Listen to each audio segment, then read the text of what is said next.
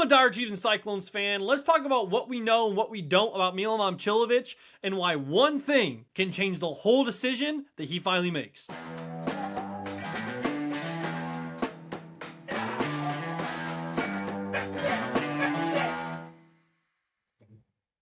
My name's AJ Caldwell, and welcome back to Cyclone Kingdom. The Milan Momcilovic Sweepstakes are absurd right now. It's an insane season for the number one transfer prospect in basketball, and as a former Iowa State Cyclone, he deserves our love and our respect. Let's talk first about how Cyclone fans are responding to this. I get Matt Campbell and Rocco Becht and a lot of other people, Audie Crooks, have hurt us recently. Milan Momcilovic's situation is so far different, it's ridiculous. And I got people from Cyclone Fanatic and other well-meaning Cyclone fans and respected Cyclone fans saying that he deserves the same hate as Tyrese Hunter? Tyrese Hunter! Tyrese Hunter was at Iowa State for one season his freshman year. It was TJ Otzelberger's first year. That team went to the Sweet 16. Beat LSU, right? Went to a game that they weren't supposed to be in because they went 2-20 the year before.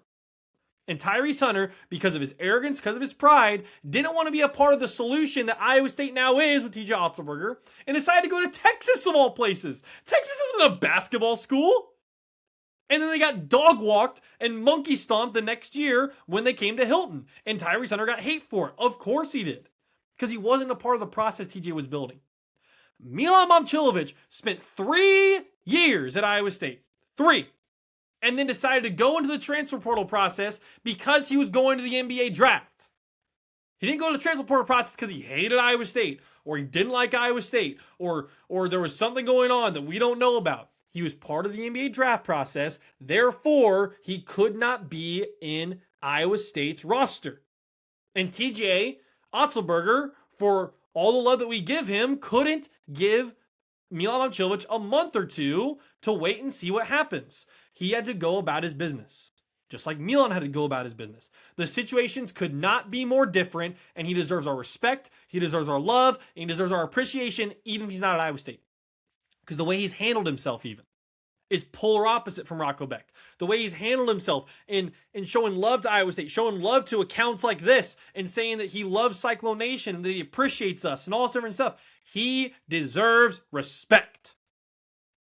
And I got my most respected Iowa State news outlet in Cyclone Fanatic saying that we should boo him if he goes back to Hilton, comes back to Hilton in a different uniform. Shame on you. Shameful, shameful, shameful analysis. It's ridiculous. It's borderline vile the way that you treat another human being who wore an Iowa State uniform, respected Iowa State, and is now going to a different college because it's what's best for him financially.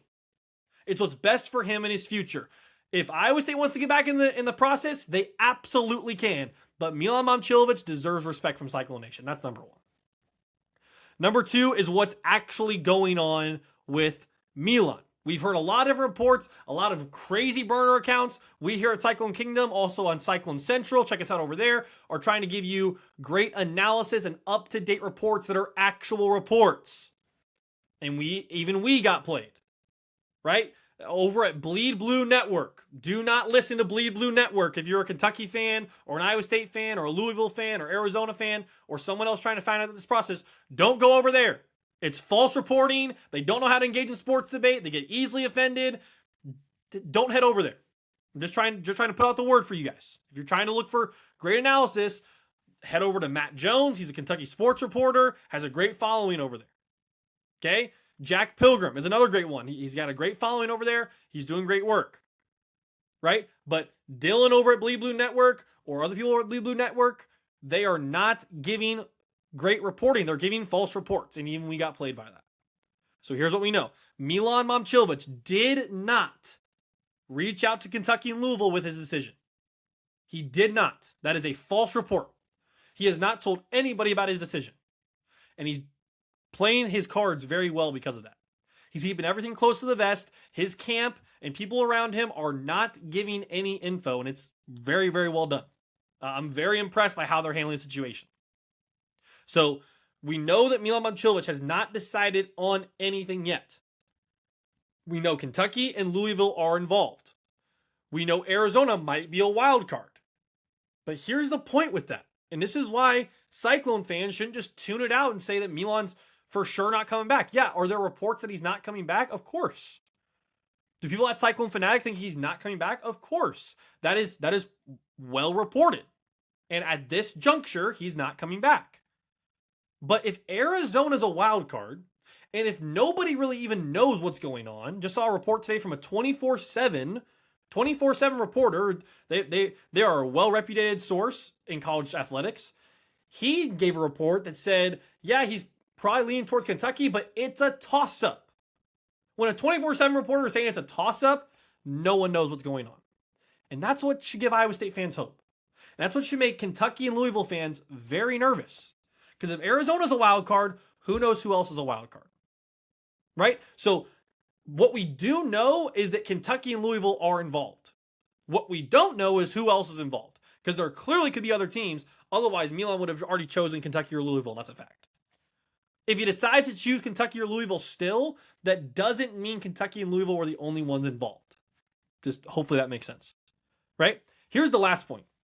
If Iowa State did want to get involved with Milan, right? Say they wanted to throw their name in the hat late, right? Everyone's saying to this juncture, they're not involved and he's not come back to Iowa State. If Iowa State wanted to change that with more and more time that goes on, right?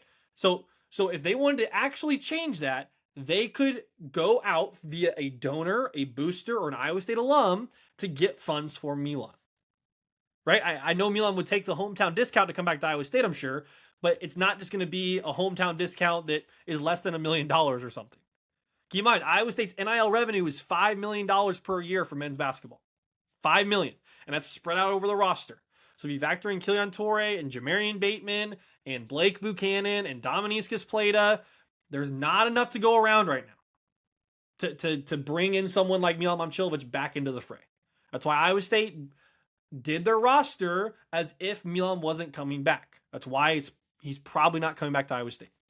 But if they did, a booster or a donor could supply funds for that move, for him to come back. And as we've reported over at Cyclone Central, if Iowa State wanted to get Milan Momcilovic back, Milan Momcilovic would come back in a heartbeat. So all Iowa State's got to do is put the feeler out there that, hey, we'd love to have you back, and start talking about it. Because up to this point, the whole discussion has been go pursue the NBA draft. Well, now he's withdrew from the NBA draft, and he's clearly drawing along this process. So the school that he just most recently played for, if they wanted to, could have a say in it. But the funds would have to be there. Here's the final point.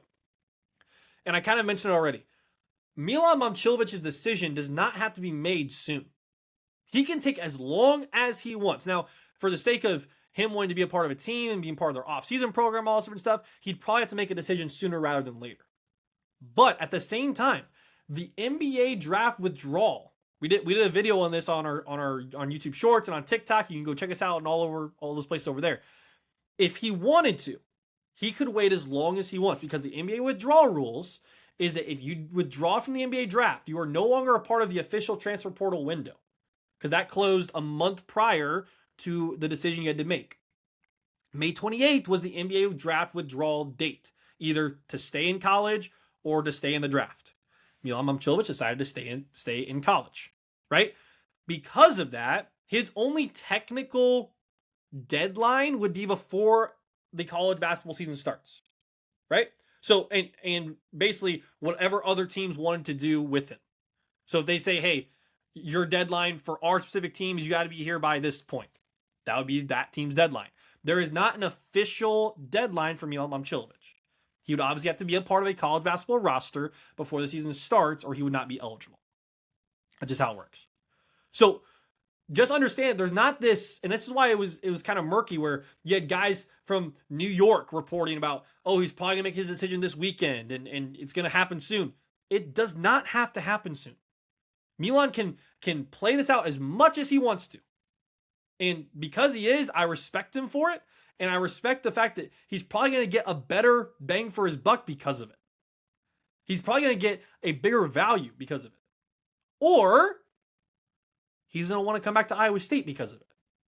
And that's the hope that I have.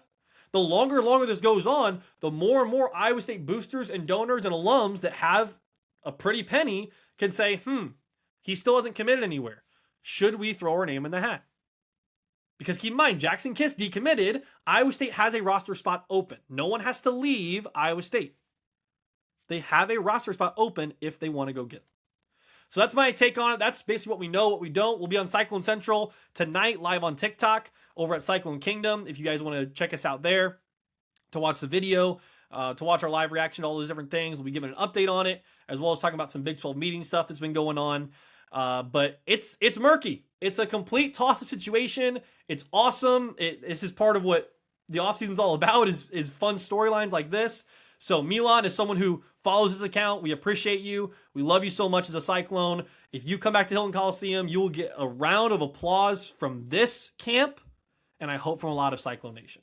Leave your comments down below what you think about Milan Momcilovic as a former Cyclone. If he does go to a different school, how you would treat him, and also what you think is his destination as the top transfer portal prospect in the country, which is what he is. Leave your comments down below, and as always, roll clones. And how about those cheese?